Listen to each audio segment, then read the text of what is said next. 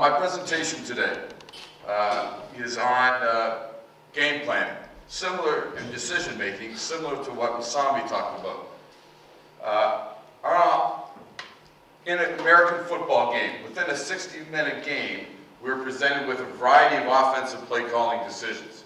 American football is unique from other sports in that in between those 4 to 5 seconds of action, there's a break to decide the next play. This time difference is controlled by the offense. So the offense can pick up the speed and go no huddle, or control the tempo or slow it down and slow the game down. My belief is that the offensive coordinator, the success or failure of the play calling decisions by the offensive coordinator will have a direct impact on the outcome of the game. In competitive American football games, like other sports, the difference between winning and losing is very, very small. You think back to all those games, close games, to one play, one moment in the game that would decide the outcome of the game.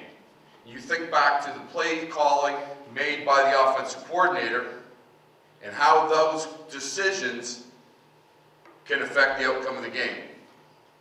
I always say that as the head coach and the offensive coordinator, when we lose, when we don't do well, I don't sleep well, because I replay every decision that I made. If you lose easy, you lose often. And that you have to learn from the experiences of losing and the decisions that you made in those games. How does a team, I don't know if you remember a few years ago, in 2007, in the Fiesta Bowl, Boise State, unranked team, beat one of the top teams in the country, Oklahoma. Flat out outcoached offensively, used motion, used deception, used plays, were aggressive, and beat one of the top ranked teams in the country and one of the biggest upsets in recent times in modern American football. As a coach, we need to be accountable for what we do. Accountability as the leader on your team is crucial. Taking responsibility for the decisions that you make in the game is crucial. Effective decision making and play calling in American football is all about preparation. And we talk about it all the time on our team, that we prepare to win. In developing our game plan, we have to formulate the game plan. In order to be effective decision makers, we have to have an effective game plan that we prepare. Then we have to implement or practice the game plan throughout the week. In American football, we have a full week between games. Sometimes 5 days, sometimes 6 days, but most often a full week between games, which means a lot of preparation, a lot of scouting. And then once we practice the game plan and implemented what we're going to do in that game, then we need to execute the game plan and make decisions throughout the game. The game plan is basically a series of plays and how they'll be implemented against a specific opponent. The game plan is composed of pass and run plays that have been installed in training camp throughout the season and may be added on a week-to-week basis. Considerations in formulating the game plan. If you look at the variables in American football that determine outcome, successful winning football teams, comes down to 4 main principles. Protect the football. Don't turn it over. So if we protect the football and limit the number of turnovers we have a better chance of winning. Create big plays. Big explosive plays greater than 20 yards. Strategy on first down. In American football, there's 4 downs to make a first down. In Canadian football, we have 3 downs. But it's important that we are productive on first down and that we have a game plan on first down. When is it time to take a risk and take a shot at scoring? And when is it time to be productive and make sure that we get 4, 5, or 6 yards on first down that puts us in good situation on second and third down? Last one is when we are close to scoring, we call it the red zone, or that area of the field inside the 20-yard line. We need to be productive. We need to score points and have plays that will score points inside the scoring area. Factors when we're looking at it that will affect our game plan, first of all, is our offensive personnel. How do we match up offensively? How strong an arm does our quarterback have? Can he throw left and right equally well? How good are run blockers our offensive linemen? How good is our ball carrier? And how can we make up for any deficiencies that we might have offensively? Maybe we have a weak offensive line. We have to make sure that we take all those considerations into our game plan. Defense personnel. How are we going to match up with the defense we're playing? If there's some obvious weaknesses on the defense, like any other sports, you're going to attack areas that are weak.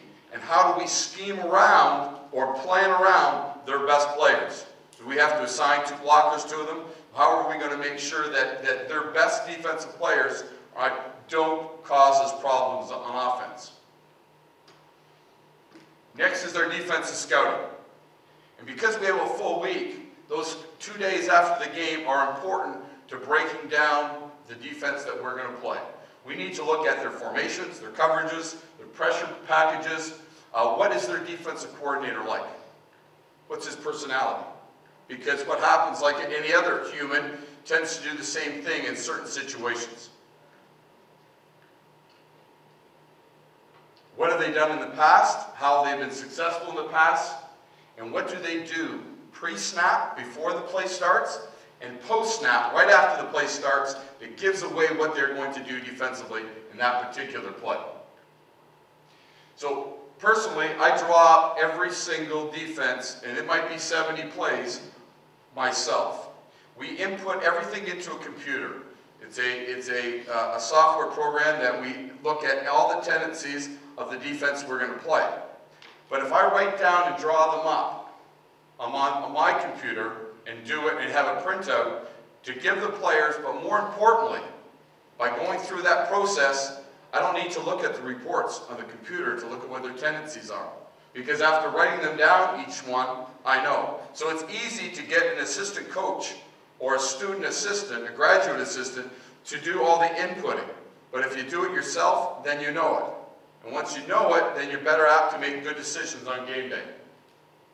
So once we've done that and inputted everything, then we have their tendencies on field position, down and distance, all the different variables, like any other spreadsheet or database, that we can pull up what their tendencies are. So on first down, in the middle of the field, they tend to be in this coverage most often. Inside the 10-yard line, they tend to run this blitz 70% of the time. And so we go with their tendencies. That's what they've done in the past. They have to verify what happens in the game. Self-scouting. Now we need to scout ourselves and say, what are our tendencies? Because we want to make sure that they're doing the same thing that we're doing. So we better make sure that we know what our tendencies are and that what we've done in the past and how we think they're going to prepare for us. Injury assessment. We have an offense that's predicated upon running the football, but our best running back just went down with an injury. How is that going to affect our game plan? What about defensively? Are they weak in a certain area because they lost a key defender, and who might be playing that position? Because unfortunately, in American football, injuries are part of the game, and we need to make sure that we are prepared, that we don't set up an offense and a game plan around a specific person if we don't have depth at that position. So we come up with a great game plan based on having a tight end in the game, and we only have one tight end, and he goes down early in the game, and now we have to switch to some spread offense that we haven't practiced all week. If we're going to install a game plan, make sure that we have depth and we're prepared to do it if there are any injuries. Study the other teams that played against that defense. I always say borrow or steal things that they use that will work. I'm not proud enough to not take plays from other teams that I saw work the week before or 2 weeks before or 3 weeks before. A lot of my best ideas offensively came from someone else that I borrowed because I looked at, say, what they did and how we can incorporate that in our offense in a very short period of time without changing everything that we do. So we have to look at, we're going to utilize our existing playbook. How can we modify some of the plays that we've already put in? How can we add motions and formations that will make our plays be the same so I don't have to teach something new, but are different, look different? And what new plays do we need to add? And realizing that we have 1 week to get ready. The worst thing we could do is put a whole bunch of new offense in that our players can't learn in 1 week. The other thing with that is that if you change too much, what signal are you telling your players? That the offense that we've been working on all season long isn't good anymore, and now we're going to try something new. If we're going to install confidence in our players and our other coaches, then we need to make sure that we believe in what we're doing. And oftentimes we need to stay the course. Stay with what we're doing. If we believed it was good in week 1, we can't change every week and say, this is the new offense that's going to work this week. The players won't believe it. They'll lose confidence in the decision maker, in the offensive coordinator or the head coach.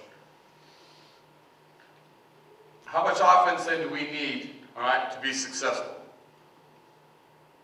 We need enough offense each week in order to attack the defense across all the fronts. We need to use the entire field. So if one of our plays is something they're going to have to scheme against, we better make sure that we can attack the defense through all different areas with that look.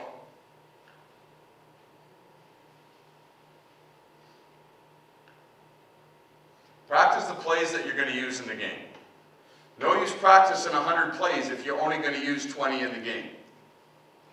Again, your players will say, we wasted 80% of our time in practice last week practicing plays that we never did in the game.